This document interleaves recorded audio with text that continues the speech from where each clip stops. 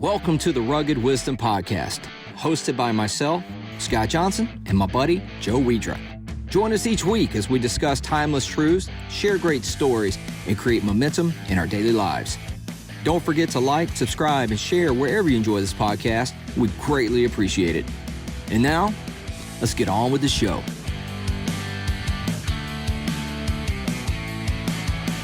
Welcome back into Rugged Wisdom. My name is Joe Widra with Scott Johnson. We are back for part two of an episode that we talked about for a while, and then we recorded part one.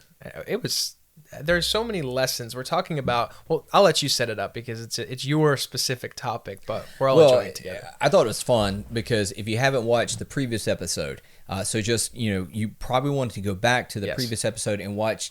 This is a list of 12 leadership principles, and we call it Shepherd, becoming a leader worth following. And when we say that, if you want to find some ways to help lead better at life and at home, that kind of thing. And these are basically literally lessons from the pasture, from the literal sheep pasture. And so we've been kind of diving through that. So we're not going to say much more about the intro because once you go back and watch that episode 1 through 6, but we're going to jump into 7 through 12 and talk about some lessons that we learned not only from shepherding, but from Jesus and how we can apply that to our life. Yeah, which is a great place to learn from. It's quite rugged wisdom. So like you said, 1 through 6, we're going to just start lesson 7. If you haven't, go back 1 through 6. We're starting at lesson 7, which is an interesting one. We are often our own worst enemy. And you right here, protect your flock from themselves. You have to protect sheep from eating themselves to death. If that's not a great way to set up this episode. So talk about sheep will, matter of fact, you would probably think that predators are sheep's worst enemy. Sure. They're not. Matter of fact, they are their worst enemy. It's because, one of the things that sheep can eat themselves to death is if you were to imagine you have 2 paddocks or small pastures. Now let's say they've eaten on this one for a bit, and over here there's this really big lush green meadow, fresh, and it's just thick, and it's like, man, we're gonna go there, and they run over there and they just engorge themselves on it. Well, it depends upon what they eat, but there is a high chance, a high probability, depending on your geographic location, especially if they eat a bunch of legumes, so there's grass, there's legumes. What happens is they get what's called pasture bloat. And let me explain what I mean by that. They will eat themselves to death. It's why in the 23rd Psalm, he makes me lie down in green pastures. Not lets me roam around and eat all that I want. He makes me lie down. Wow. Because you have to throttle them like a child, like you don't overindulge. What happens, so scientifically, what happens is because they're a ruminant, so they have 4 chambers through their stomach, they eat, and then they have a digestion process. That's why they're called a ruminant. Yeah. What happens is when they are digesting certain plant fibers, like a legume, there is in the digestion process, there is a film that envelops on the stomach, and the carbon dioxide, the gas in their stomach begins to increase. But it's why you burp, it's why you belch, it's why animals belch, and they have this gas. What happens is there is a film in their stomach that it captures as a gas bubble. It's called pasture bloat, and they literally will, you can see it, their stomach will become distended, and they actually will die of pasture bloat. Wow. And so you have to protect them from overeating because they actually will swell up because of, there's a film and the gas can't escape from their stomach. So they literally can eat themselves to death. Before we get into the applicable part of this, I am curious, how does one stop them from overindulging? You put animals on that fresh meadow for a certain amount of hours, and then you take them off. Okay. You introduce them. You always introduce animals to a new area. You put them on there, you introduce them, and then you pull them back. Okay. So the shepherd has to lead. You can't just like kids. You're like, here, we eat whatever you want, kids. So they're gonna eat like Cocoa Pebbles and Dr. Pepper, for every day. Like, no, okay, I'll give you some stuff, and I'm gonna throw. So you have to manage that. Let's think about that from a very practical, you kind of just mentioned it there when you talked about parenting, which is something we actually talked about in the first episode a little bit too, about right? The ultimate leader, leading your family. But when you talk about leadership in terms of maybe the setting of a workplace or maybe an organization, how might this apply there? And maybe even biblically, we talked about that a little bit, but how does this principle kind of apply? Because I think at first I'm like, okay, don't eat too much. That's just my surface level thought of this. Is there another layer? It's a here? surface level thinking, but let's take that. Let's take parenting. Yes. So when you're raising children, what you're doing is when they a toddler and they become vocal, they begin to start to use words and behaviors to establish their independence. Mine. This is mine. Sure. Mine. That's why mine's the first word. It's this is a great mine. word, yeah. This is mine. And that's why they don't like to hear the word no, right? Because it's mine. It's mine, and so you have to create because they're like little tyrants that want to express ultimate autonomy and freedom. Sure. And as a parent, you just kind of have to throttle that freedom a little bit. Take a teenager. All right, so a kid gets their driver's license. You just send them out into the world like, okay, listen, all right, here's the rules. Yeah. I need you to be home by this time. You're just going to go to these places. These friends aren't riding with you. So, as a parent, you begin to say like, all right, you have freedom, but make sure you experience this freedom and some boundaries. And we got to make sure you don't go hog wild out there and you're going full ham and you're going to hurt yourself, right? So you're helping to teach individuals as a parent to how to operate in the world if you're given autonomy and freedom. Sure. We keep giving our children in adolescence more freedom as they become able to adapt. Why do some parents ground their children? To restrict their freedom? Sure. You don't get to do that no more. You messed up there. So we know this to be true. That's parenting. So parenting, if you're a parent, if you're going to be a parent one day, then you're going to have to figure out like, how do I help my child become autonomous, operating in a world with freedom, but in such a way that is relegated by maturity. Sure. In an organization, if you have to give people freedoms to do a task, but you have to give them some boundaries. Like, hey, this is the project we're working. Hey, Joe, you're going to write an article. Just go write whatever you want. Yeah. No. Okay. Yeah. I go wild out there. I can go write about anything. No, and so the editor is going to go, okay, I'm giving you freedom on this topic, but here's the boundaries. Right. And okay, here's your word limit. Here's your word count. Then all of a sudden, as I'm comfortable now. Right. Yeah. So this one is an accompaniment to clear boundaries, create freedom. A little bit of this is not just the fence, but you have to be the one that regulates it. And so you have to let people have some freedom, and then you bring it back. It's why Jesus sent his disciples out in twos. All right, go out there and try it out. And then they came back and they're like, this was awesome. And then sometimes they came back and like, that was horrible. Like, we tried to cast out a demon, we got beat. Like, didn't go so well. So he gave them. Okay, y'all go try this. You see me do it, now you go try it. And so he would put them out there, and then he would say, okay, this is how you, and they would come back and they would give a report.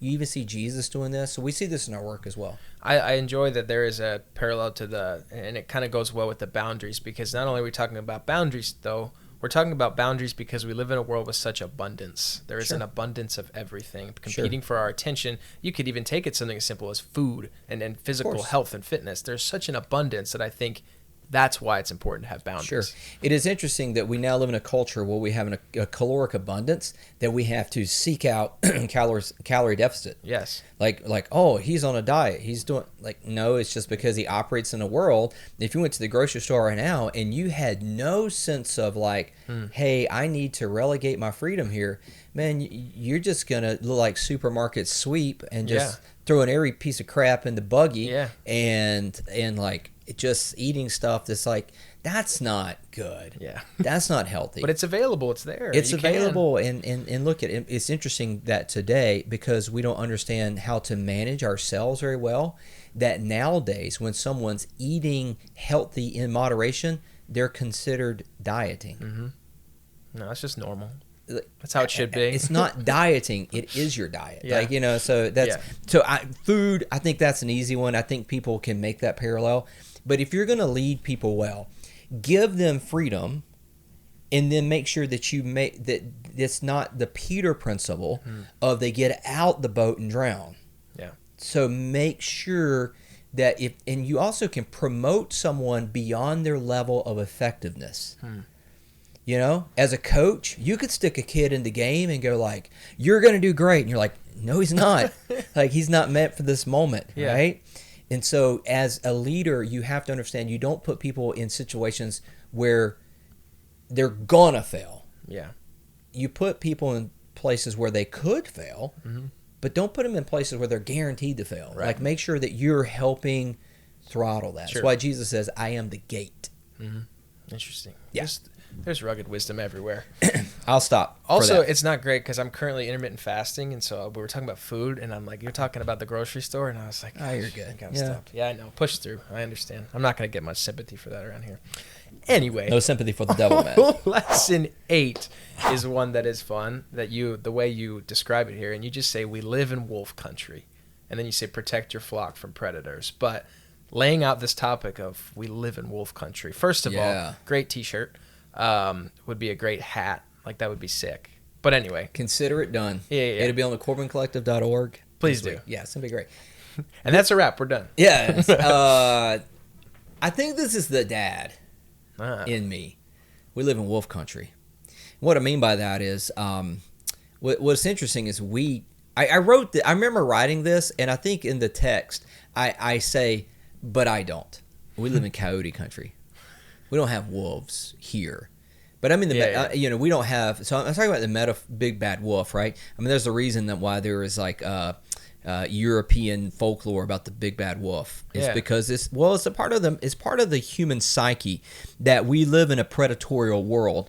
And I think that for me, that we would, let me start scripturally. I think that we would be, it would be to our detriment to ignore the fact that Scripture says there is a predator that seeks to kill, steal, and destroy. Very clear. Very clear. And if you've ever tried to operate in this world, you'll find out very quickly that there are predators out there that look to kill, steal, and destroy. And so therefore, you have to be a protector. If you're going to lead, you got to protect your sheep. And you got to understand that they are not only their worst enemy. That's why these are actually back to back. These are meant to be in compendium. Like, they protect them from themselves and protect them from the enemy as well, because there are real predators. And so that is why the shepherd has two implements. Psalm 23, thy rod, I'm going to quote the King James here. That's how I learned it, right? Thy rod and thy staff comfort me. The staff is for the sheep. The rod is for the predator. The rod is a short club about 18 to 20 inches long that has a heavy end on it, so that the heavy end does two things. When you throw it, it creates centrifugal force, so it balances in rotation while you throw it, and anybody who's a weaponry expert understands why that is, but also creates velocity for blunt force trauma against a predator. Right. So the biblical definition is that the shepherd has a staff, and that is to rescue sheep, and it's the staff with the crook on it, the big tall shepherd's crook. I should have brought mine in. Yeah, that would have been cool. I should have brought mine in. We dropped the ball on that one. Yeah. So anyway, I have several shepherd staffs, and then I don't have a rod now. I carry a gun. So I just pop caps in them. Right. There are predators that come on our property, guarantee they get smoked. Yeah, absolutely. But the rod is for the protecting. It is the weapon. If one's a rescuer, the other one's a protector. And so that's the biblical definition. That especially, and let me speak to men. Like, and this I will unashamedly tell men, you have to protect your children. You have to know that they're predators. And I don't mean that they're just like windowless vans driving around a neighborhood with free puppies and kittens written on the side. Right. I mean, it's way more pervasive than that. That there are predators that are looking to kill and destroy, and we have to live not only on defense but on offense as well, and be ready to fight for those that are in your circle. When you talk about that, when you think about protecting children, and we talked about I don't have children, which will probably, when I do, we're gonna have to do a whole podcast series on Joe becomes a dad, and when Joe becomes a dad, I feel like people would listen to that. But I do see this. I have younger cousins, and kind of trying to mentor. We were talking about leadership in the last episode, but you mentioned that idea of the predator, and I was having this discussion with somebody yesterday, but it is how powerful the force of evil is, and we don't even see it. Right. Like, we can't even call it out like that's exactly where this is leading this person astray, or that it's just there. And the schemes, just frankly, the schemes of the enemy, it's clear to see. Well, it's not the Dateline specials that get you. It's not the Predator, How to Catch a Predator. No. Okay, that's real. It's the subtle. Yes. It's the subtle decline. We mentioned this way back ago on an episode about C.S. Lewis, talked about the road to heaven. 100%. It's that slippery, slow. It's the gradual descent into the abyss, which is obviously the part of the predator. It's not just about the clear present threat of an enemy, but there is predatorial forces, predatorial tendencies that are going to try to dismantle your family. It's going to try to dismantle the familial unit. They're going to try to dismantle, the roles that were set up by God to say like, okay, this is how this is the rules of the game. This is how we're going to do this. And the predator is not just the overt force. It is the subtle. Yes. It is it's the language we live in. Yeah. The world's like now, I sometimes listen to the language that culture uses. I'm like, how did we get here? It's not like one day everybody, we're just going to just increase profanity by 20% in all movies today. Yeah, no. It's not that. There's slow. I sometimes wonder if it's like a quota we're trying to get to. And there are times like, no, I just think it's like, we just don't even know it. We've gotten here. Here's the thing. You mentioned wolf country, and this is just complete. Social media is wolf country. Sure it is. The media itself, wolf country. Sure what you see on your TV, the Grammys, wolf country. That's why I said we live in wolf country. We're within it. And we live in it. And you see it. It's just, when you think about, you right here, protect your flock from predators. Now, they're everywhere. Let me tell you why I wrote this as a dad. I wrote this because the incarnation of Jesus, where did the Father send the Son? Where did he send the Great Shepherd? Into wolf country, which is why we are citizens of heaven. We're living in a fallen world. We're living in wolf country. Yeah. And so the Good Shepherd went into wolf country to rescue the sheep. Yeah. And to take them out of it. If you read John 17, when Jesus is praying over his disciples, praying over, and especially everyone who would, like us today, and he's like, I don't pray that you would remove them from the world. Jesus says, I don't pray that you would remove them from wolf country. I pray that we could protect them, that they would learn to protect themselves, they would protect each other until the day which they are in heaven and we're no longer in wolf country. Yeah. So that's why this fallen world, so I use wolf country as a metaphor for the world. It is the arena by which the Great Shepherd stepped into. Yeah. And this pasture is in wolf country. How do we go about making T-shirts for this? Because consider it done. Tell me you couldn't see that. I've consider it done. I would wear. By the time this episode airs, it probably will be on CorbinCollective.org. I would wear it everywhere. I got you. How sweet that would be. I got you. And now I've got just a guy in mind who I think is going to design that for me. Well, it's going to have to be done. I've got it. When I leave the studio today, I'm calling my boy. I'm like, hey, I got an idea. I just love it. I don't know. Yeah. Wolf country. All right, let's keep going because I could, man. I know. Cut me back because I can go. I can go. Well, I don't know if I'm going to be able to because this one, we talked about the last episode how I am starting to put gold stars on things that I like, and this is the one. If for this episode, if I'm slapping my gold star on one, it's lesson 9. It says presence over time equals trust. Very simply, you say spend time in the pasture. There is no shortcut or exchange for time spent with your flock. All I'll say is boom. Like that's it right there. Let me give you a real practical. I saw this a couple weeks ago. So we sold I think there were 5 or 6 sheep to this guy. He was like, hey, he's going to buy, he was raising his own. And so I sold him some sheep and he's like, I'm going to pick them up. Well, he didn't. Like months went by. He got busy. Some things. There was some issues he had at his farm. He's like, I can't bring him over yet. I'm not ready. Right. Hey, no problem. We got plenty of pasture here. They're good here. They're just they're good. So we'll take care of them. So for like a couple months goes by. So what's interesting was since they were his flock, and because of 5 or 6 reasons, I spent no time with those sheep. They were pregnant when he bought, and so there were 2 lambs that were born as well. So those lambs I never spent time in the field with them. I never talked to them. I didn't use my voice. So one day I pull in my driveway, and this guy he's standing in the field, And I'm like, hey, Mr. Aaron, how you doing? He's like, yeah, I came to get my sheep. I'm like, okay. And it dawned on me, I'm like, this is going to be interesting. He was like, those sheep are in the way back pasture. He's like, how do you get them up here? And I'm like, well, they'll follow me. And I went, maybe they won't. Huh. This is going to be, here's a problem. I've spent no time with these sheep. And I told him, I was like, I can't promise you that I can get them for you today. It may take me a few days to gain their trust, to get them to follow me up into here so I can put them into the cattle trailer and the livestock trailer and haul them off and to move them to the farm. So I experienced this recently, and it reminded me that presence over time equals trust. The amount of time that you spend in the field is invariably the basically how you're going to establish trust. Let me speak practically. Yep. If you're leading an organization and you don't show up, people lose trust. It's just that simple. Mm-hmm. Presence over time equals trust. It's an equation that is. So why did Jesus spend 3 years with his disciples?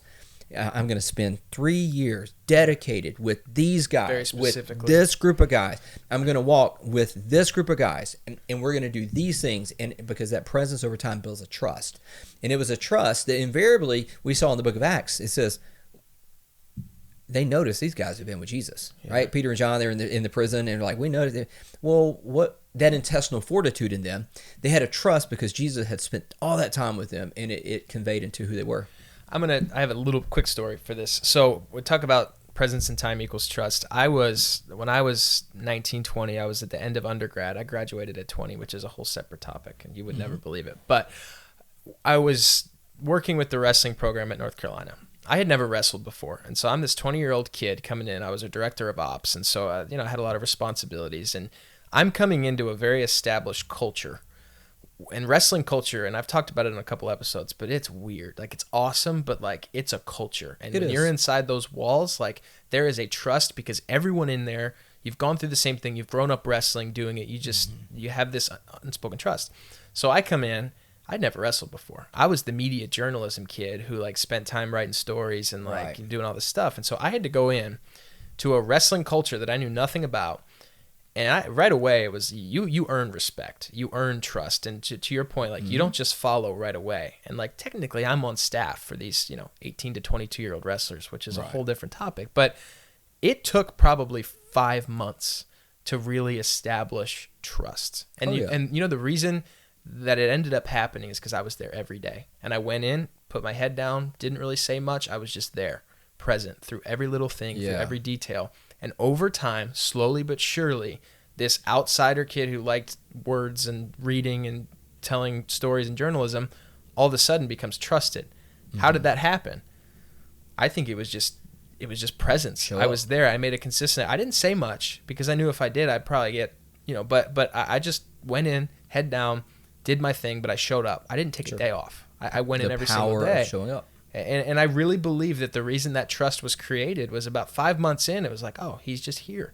You're present. And I think about that when you're talking because it's like, man, the value of just being there. Yeah. So let me speak about that on one a metric. So like I tell young pastors when they take a church for the first time, or if you itinerate to a new church, let me speak specifically to that subgroup of people. So the first 6, you said 5 months, the first 6 months, when you take over a new organization, whether you're a pastor, anyway, okay, there's 2 things. The first thing is what you don't control in the first 6 months will always control you. But you better pick your battles, because you can't change everything in the first 6 months. It's going to take you 6 months just to get enough relational social credit to be able to say like, hey, I want to change something. And what, right? Because people don't fear change, they fear loss. And you go take something from them, you better have a good track record because you got to be able to overcome that sense of loss to do that. So you have to understand that in the first 6 months, there'll be some things you have to change, some things you go like, not a hill I'm going to die on because it's going to take time. That's a leadership principle. Let me just speak about CIA operatives for a second. The CIA operatives, there was a book I want to recommend called The Like Switch. The Like Switch, written by a CIA. And so basically, this one principle is how espionage works. if you want to create to flip a foreign operative, we do it we put American citizens in communities so they can go to the grocery store. I can give you a historical case. There was a CIA operative that went into a country, and I think some of the names were changed in the situations to protect the policy. Sure. But the goal of the operative was to go to the grocery store with this one guy, this target. They had a target, and to go to the grocery store. The first 3 weeks, you said nothing. You made no eye contact. So he would go to the grocery store, and he would just like bump into the guy. All right, week 4, 5, and 6, now put yourself on the same aisle. Week 7, 8, 9, find a time to reach for the same product. And this resulted in creating a spy. This is how spies, when we recruit people from foreign countries to be a spy for our government, it's by going to the grocery store. Why? Presence over time equals trust. We know that even to engage spies at a national threat security level, if you hang out in the same grocery store subliminally, people, tribalism, we're the same people. We go to the same grocery store. We're the same. Oh, you like that brand of mayonnaise? Me too. Well, that's crazy, man. Like, it's like, no, but I've seen you buy that same product for the last 8 weeks, so I'm going to pretend I want that product. So spies use this in espionage at our governmental level to help overturn foreign dictatorships. Yeah. That tells you it's a pretty rock-solid principle. Yeah. Anyway, that's me going on a tangent. No, I love it. We talk about, again, there's no shortcut or exchange for time with your flock. Lesson 9, presence over time equals trust. And especially with your kids and your spouse, you can't, and it's like riding distance. When we talk about riding bikes for distance, you cannot exchange saddle time. You have a quote, no fail. You know what I'm talking about. No failure. You can't make up for, you know what I'm talking about. Oh, yes. What's the quote? Okay. You're going to make me say it. I know. It's no failure. No amount of success in the world can make up for failure at home. Love it. No amount of time in the world at your job can make up for lack of time at home. No amount of success or time or investment in the world can make up for failure at home. Yeah. You got to be present. You got to be present. Got to be present. Over time. Yes. All right, so lesson 10, you say consistency is a necessity. Not easy to say for some reason. I guess it is. It just sounds fun. Consistency is a necessity. You say be and do what you promised. Yeah. I think about when I first read that, it's like we hear be a man of your word, which is fitting. That's actually something I've been thinking about recently because I feel like in the past it's been, we've recently talked about saying yes to too many things. That's a topic that around kind of our sphere we've been discussing a lot. And it makes me think about that where it's like you can't be consistent. If you say yes to enough, that's a different story. Tell us what you're talking about here when you say consistency is a necessity. From the shepherding perspective, so you have to deliver on what you promise. You got to be consistent. So animals judge you not by your motives, but by your behavior. Animals don't have a way to perceive motive. It's like saying sorry to the dog you stepped on his tail. He doesn't understand like he doesn't get like it means nothing. You stepped on my tail, man. Like that, you know. And so you can try, but like I don't know that they can understand that level of remorse. Animals do not perceive intentions; they perceive behavior, right? And humans are animals. And so you could say, I had all the good intentions. No, I'm judging you by what you did. Yeah. But my intention, I said with all due respect. You can't just say. Doesn't matter. It's in Geneva Convention. I said with all due respect. Like that doesn't give you the license to say what you want to say. People will judge you by your behaviors, not your intentions. Yeah. Therefore, consistency. Be consistent so people can go like, okay, I know how he operates. So that when you do something out of the norm, people give you the benefit of a doubt. Yeah. You got to be consistent in who you are. When you're just consistent in your character, consistent in your judgment, consistent in what you do, people go, hey, I may not understand what Joe's doing right here. Yeah.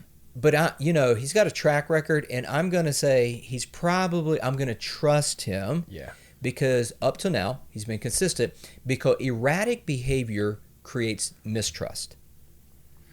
So with animals, when you show up in the field, they need to know what they're going to expect. Like, here comes the shepherd, and we understand. Okay, he's like what he did yesterday, he's going to do today. Yeah. There's also this. So the best way to lead an animal is to feed them. You lead them with their stomach. And so if you have a bucket, we could call it the shake bucket, because you shake it and it makes a noise, and you shake that bucket and they're like, oh, he's got some sweet feed, I'm coming. So coincidentally, it's the best way to lead me too. Yeah, exactly. Humans are animals. Want to lead a dude, lead him by his stomach.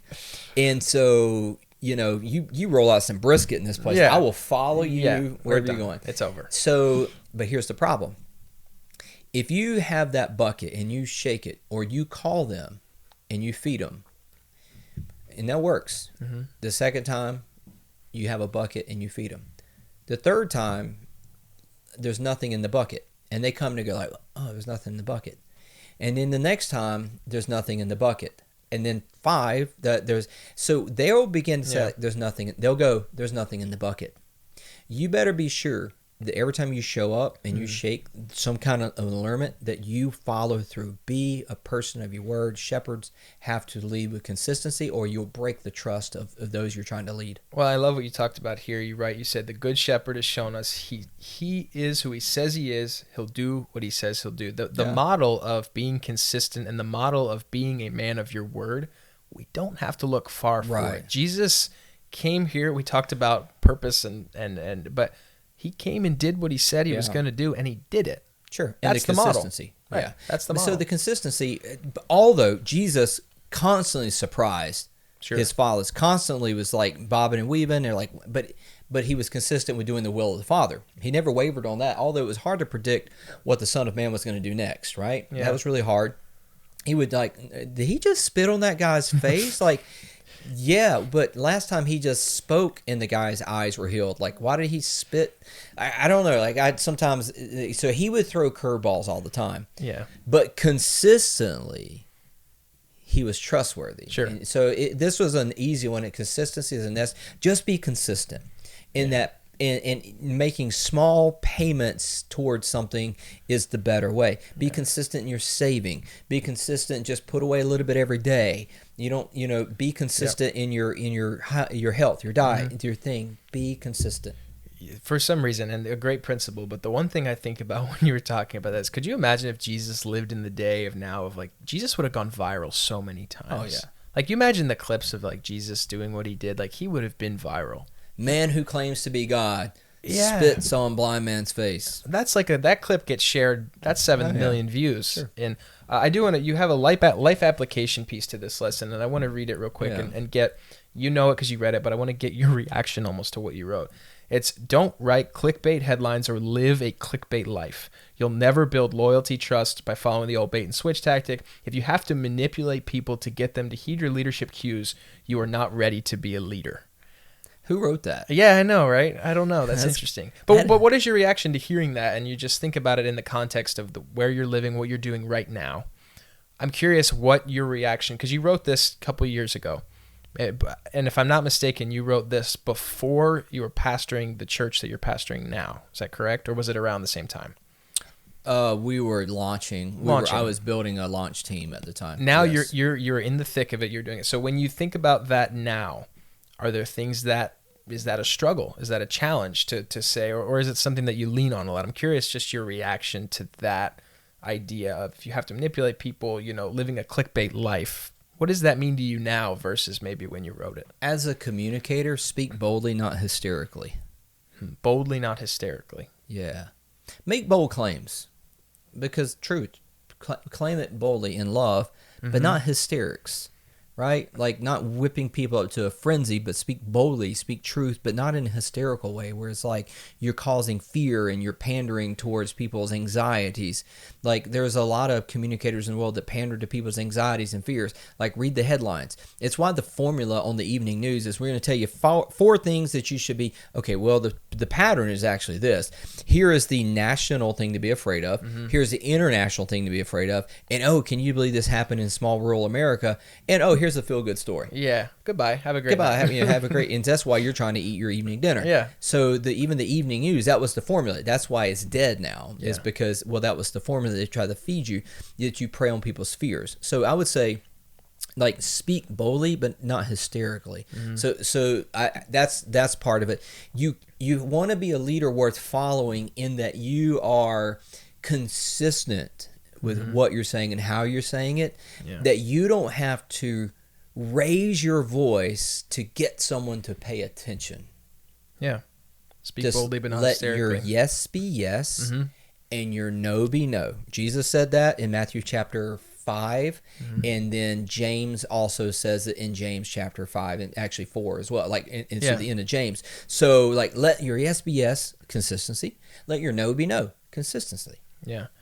We need to move on, but I'm taking one more thing from this, and it'll be really quickly. You write here, give generously, the 20 to 1 rule, and be consistent, or else you will be seen as a manipulator. You tie the idea of trust and giving of whatever it might be. Giving and trust is tied here.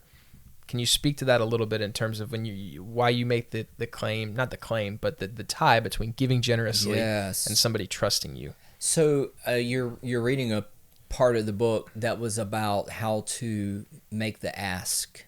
Because as a leader, you're going to have to ask people to do things. Sure. Well, even in sales, some of the guys, they're in sales. Sure. Like you know that before you can make the ask, 20 to 1.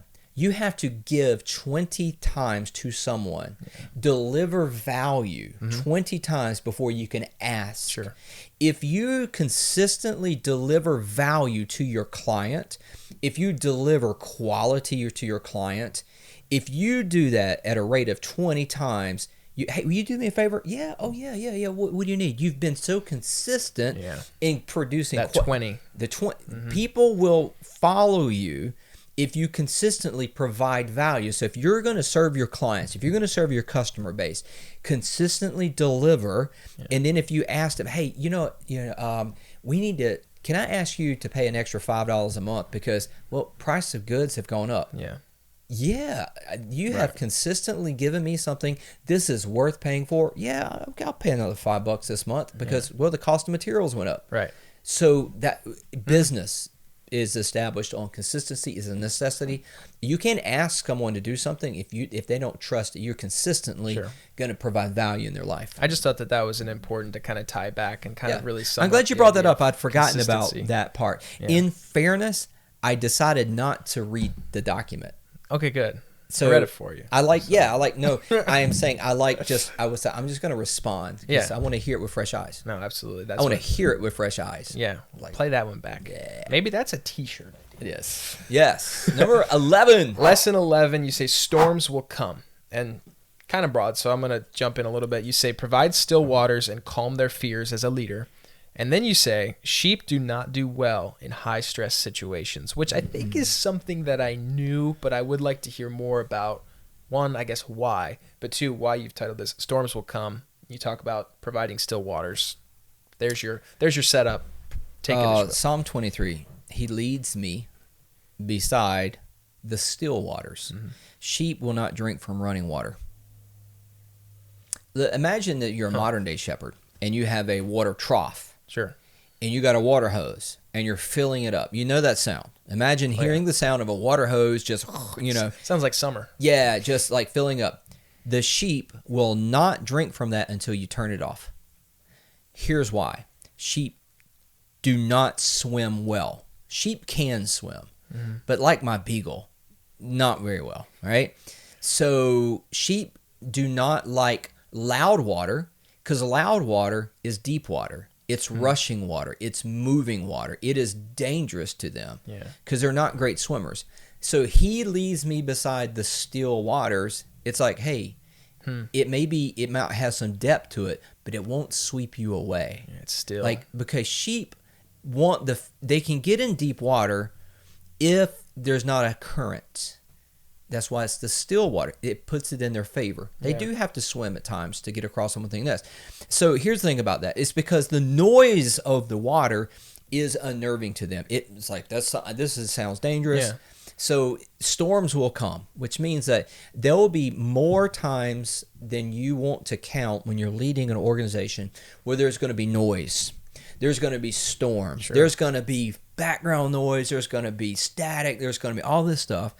Your role is to lead them beside still waters. Take them to a place.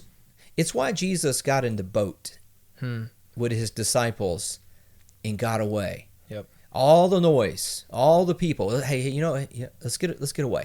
So when they're on the boat and the storm comes, what did Jesus do? He got up and he spoke, "Peace, be still." He said to the storm, like, because all the water, the raging wind and water's freaking out my dudes. Yeah. Same way running water freaks out sheep. Mm-hmm. It's why that's in the scriptures. It's because it happened, but why did we procure that story in the canon of scriptures? Because it's the loud wind and the waves that are battering the ship that causes Jesus' sheep to freak out.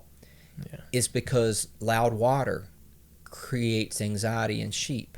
So in your organization, you're going to have to provide still waters and calmness. And sometimes this comes in the form of Sabbathing well. Which is a difficult principle. It's a difficult thing to do. In our culture, to lead yourself well, to lead your family well, turn off the TV. Mm-hmm. Turn off the noise. Yep. We're going to have dinner tonight, no phones at the table. We're going to sit and have conversation. The world's busy, man. We need to create sanctuary in our homes. Yeah. We need to create, I don't like the word safe places because that's connotated in like some other things. Sanctuary. Yep. Shelter from the storm. Mm-hmm. Storm's raging, but for now, I'm in the safety. I'm in the harbor, right? Now, ships are built for seas, but they bring them to the harbor to repair them and send them back into the high seas. Yeah. So I would say that if you got to realize in your organization there's going to be storms, there's going to be static, there's going to be noise, there's going to be market disruption. Sometimes you got to pull your staff in and go like, okay, we're good. Let's chill. Someone has to stand and go, peace, be still. Yeah. And you may have to do that in your family. You may have to do that in your organization. You may have to do that in your job. You may do it in your... It's why the coach goes, time out. Yeah. It's why the great coach runs down the sideline, gets the timeout in and goes, no. I need to go. I need a 30 seconds. We need something, yeah.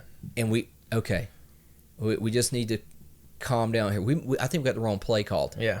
And you can't change the play unless you call timeout, right? Like you to do it well. And so that's why you got to call timeout.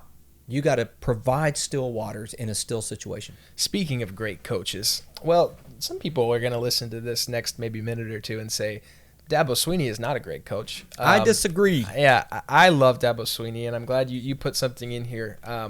Disclaimer, love him. Okay, in disclosure, I reached out to Dabo and talked to his assistant. And I hit him at a really bad time because it was spring. We were going into spring game is when it was. So I reached out. I'm trying to get Dabo on. Yeah. And or some of his staff. And his assistant, she's a sweet gal.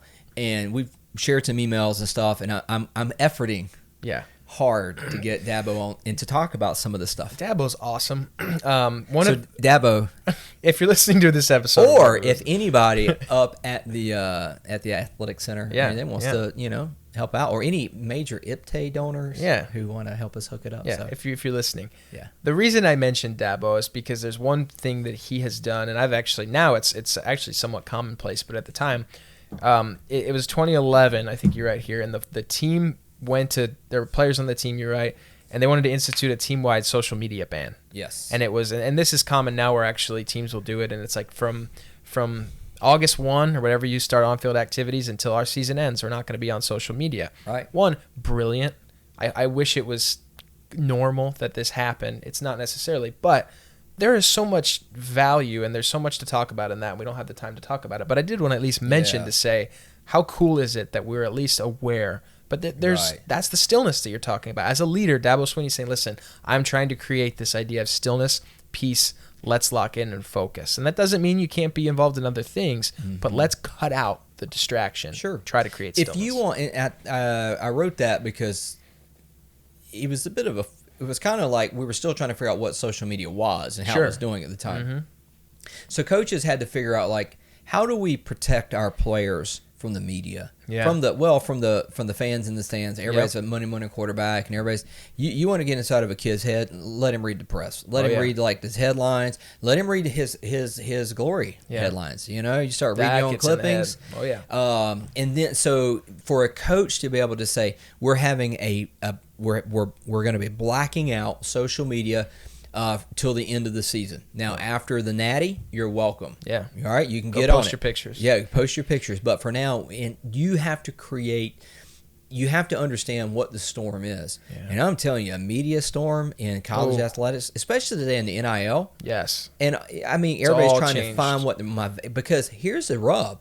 If I'm not present on social media, then my NIL, my name, image, likeness, 100%. isn't going to have the stock that it has. Yep, you're costing dollar signs. Yeah, at this point. and so imagine how much There's management there is in college athletics, especially in the NIL world, where you're trying to manage social media presence, name, image, likeness, and go like, you know what? No, we're going to focus, and we're not even get into that realm. Yeah, it's a hard thing. That's completely. On our sports episode, we'll talk about NIL, but I think that was at least important to say, hey, that's the stillness that we're trying to create. A little bit of so before I read this last lesson, you put a disclaimer on the lesson. I did. And I'm going to read the disclaimer first, and then I'm going to say the lesson. You know that before you read this, I wrote the last chapter first.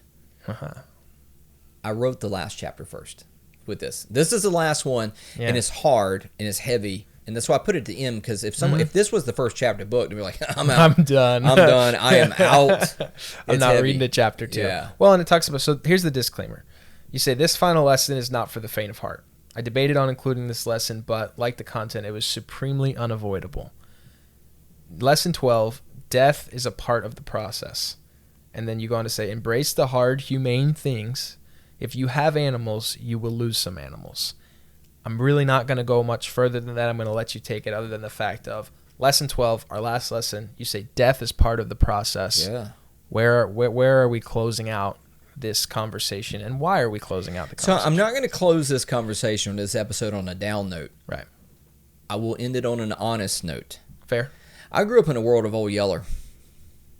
Mm-hmm. Right?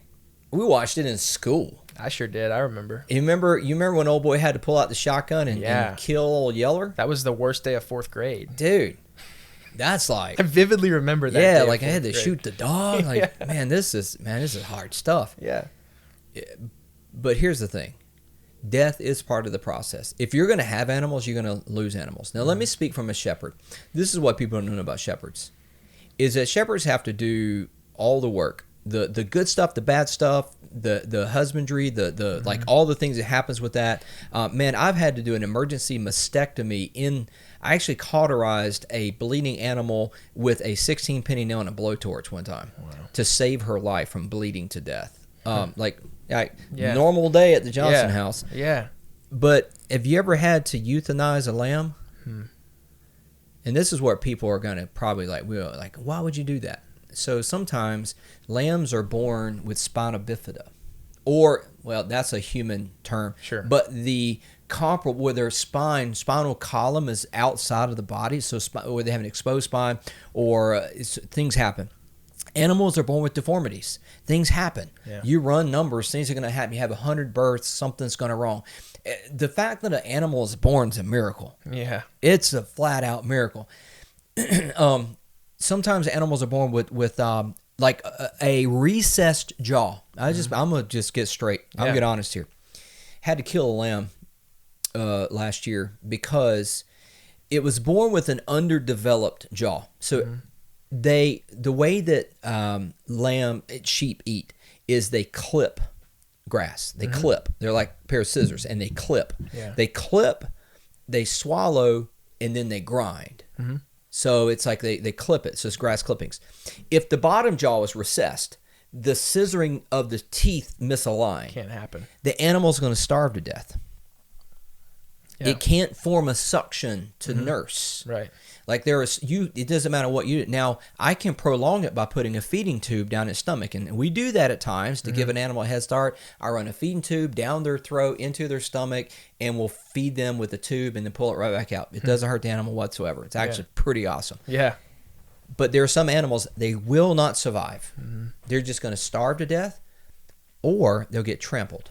Mm-hmm. They're just going to. So the thing is, like, you can just let this lamb lay right here and just, you're going to watch it die over the course of a few days. Yeah. Or will you have to do the hard, humane thing and to take it out of its misery? Yeah. No one wants to talk about this. Right. Oh, everybody wants to be a farmer and a homesteader these days until you have to kill a lamb. Yeah.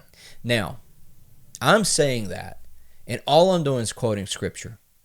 All I'm doing is that, why did Jesus go to the cross? So the Lamb of God could die for the sins of the world. So you can argue this point all you want, but you're going to be arguing Scripture on this. That the Lamb of God had to be killed. So this is a problem people have with God. Why would God allow his son to die? Hard, humane thing. Was there another way? This was the way. I wish I could say there's another way. Sometimes death is part of the process. Yeah. So death is part of the process. That's the whole thing. Jesus came to die while we were yet sinners, knowing that when no one deserved it. And so death is part of the process, because you can't have resurrection without death. Mm-hmm. To quote Chuck Palahniuk, who wrote Fight Club, it's only after disaster are you free to be resurrected. It's only after you've lost everything are you free to gain anything. Fight Club quote. And so it's only until death paves a way to resurrection. Death is part of the process. It's in your life, you will never lead well until you're ready to die. Die to self, die to ego, die to vanity, die to all the things, your own intentions, your own things you want to get done, and you put to death those things for the greater good. Death is part of the process. Yeah. We live in a world today where every kid gets a participation trophy, and we don't want to talk about Old Yeller. We can't let them see Old Yeller because, like, well, someone has to shoot the dog.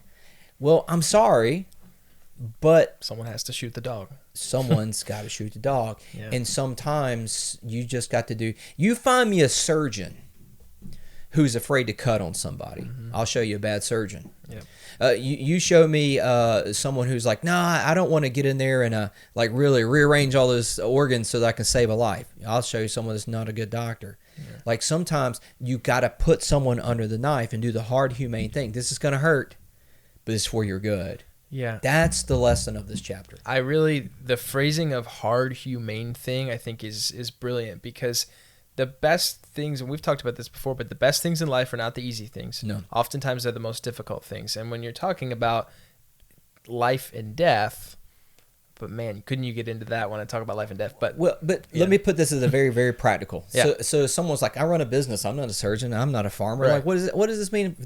Well, every business will fall into the temptation of doing everything, offering every product. You can't. Sure. You're going to have to say, we offer this product. This is how we do. This is what we do, and this is how we're going to do it. We're going to do it very well because, well, good's the enemy of great. We're going to do this thing great. We're going to do that. You may have things that your business is doing that you got to kill it. Mm-hmm. Someone's got to go like, hey, we got to stop doing this. We're hemorrhaging money. We're wasting money. Right. The humane thing is to kill the project. Money or time. Money. You're wasting time and money. You're wasting your investors' money.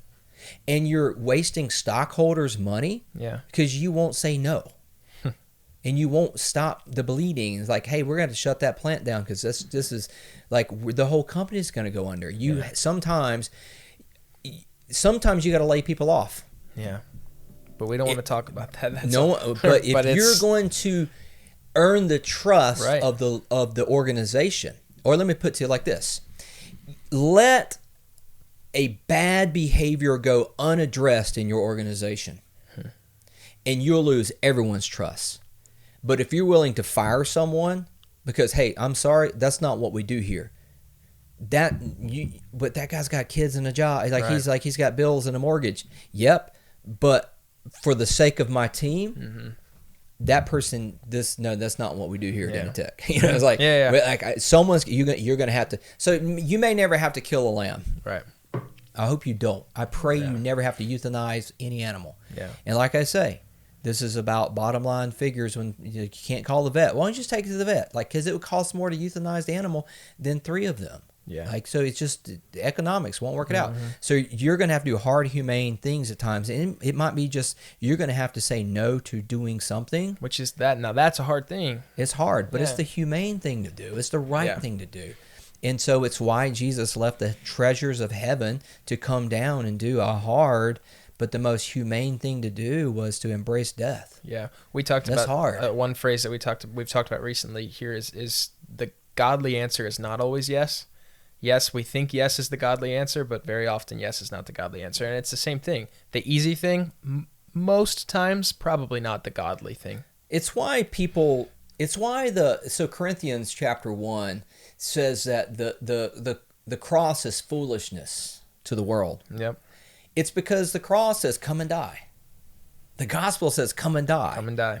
And you're like, no, I don't want to die. Yeah. And it's like, no. Well, but for those of us who are being saved, it's the wisdom of God. Yeah. And so a call to death is what's the salvific wisdom and the saving thing is that death is part of the process. And that's why Corinthians says, like, it's going to sound foolish. And this chapter is probably going to sound foolish to some people.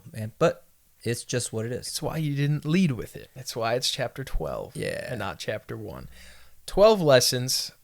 I think that this...